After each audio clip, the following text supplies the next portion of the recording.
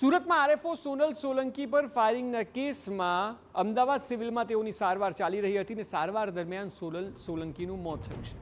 લાંબી સારવાર બાદ આરએફઓ સોનલ સોલંકીનું મોત થયું. 6 નવેમ્બરના રોજ સોનલ સોલંકી પર ફાયરિંગ થયું હતું. આરએફઓના પતિ આરટીઓ ઇન્સ્પેક્ટર સહિત અન્ય એકની ધરપકડ કરાઈ છે. ફાયરિંગ બાદ આરએફઓ ગંભીર રૂપે ઘાયલ થયા હતા અને તેઓની સારવાર દરમિયાન 6 નવેમ્બરથી સારવાર ચાલી રહી હતી અને લગભગ 1.5 મહિનાથી ઉપર સારવાર ચાલી અને અંતે તેઓએ અંતિમ શ્વાસ લીધા છે. તેઓ પર ફાયરિંગ તેમના પતિ અને અન્ય એક વ્યક્તિએ કર્યું હતું અને ત્યારબાદ તેઓ ગંભીર રૂપે ઘાયલ થયા હતા. ઘાયલ થયેલા આરએફઓ સોનલ સોલંકીનું મોત નીપજ્યું છે. છેલ્લા 1.5 મહિનાથી અમદાવાદ સિવિલમાં તેઓની સારવાર ચાલી રહી હતી.